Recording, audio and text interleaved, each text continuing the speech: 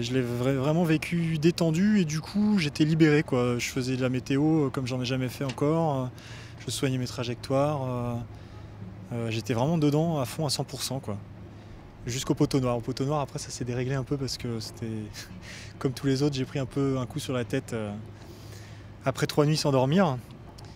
Et puis après sur la fin c'est reparti comme avant à fond, quoi. Donc finalement j'arrive relativement peu fatigué malgré ma dernière nuit un peu difficile.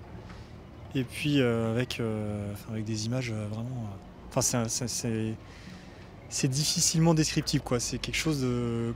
Notamment quand on passe les îles, que ce soit du Madère, des Canaries, du Cap-Vert ou de Fernando de Noronha, c'est quelque chose d'assez incroyable, quoi. D'aller passer en bateau comme ça.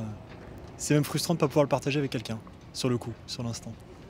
Dans les 5 qu'il y avait.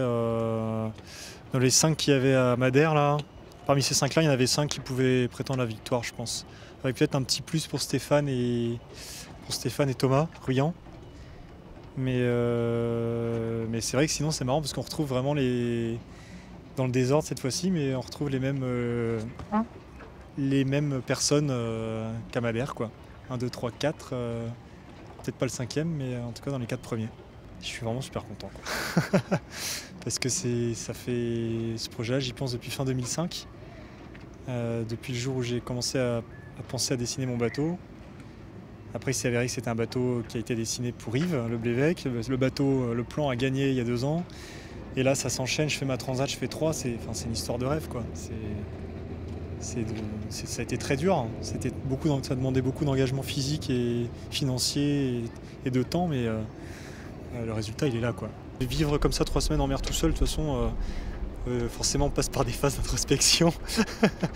Donc déjà, on apprend un peu plus sur soi-même. Et puis,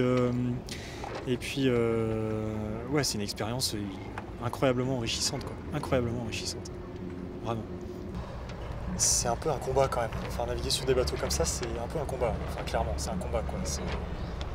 On est obligé de se faire mal, sinon ça avance pas, quoi.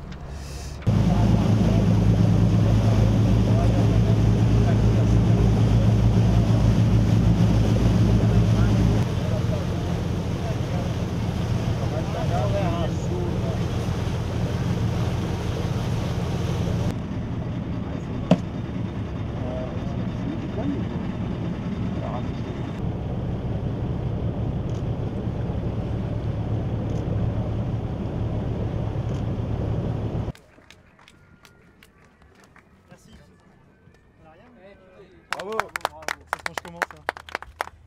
Avec ce que tu veux. Tu fais ce que tu veux. Merci. Merci d'être tous venus. Voilà, j'en tremble encore.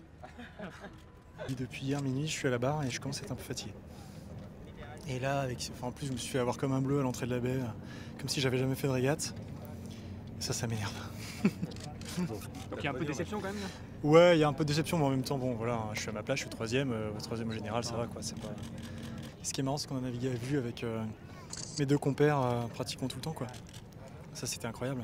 C'est incroyable. Au milieu de nulle part, on se retrouve au Cap-Vert, j'étais avec Faber France. 3 jours après, j'étais avec Raging Bull. Enfin, c'est incroyable, quoi.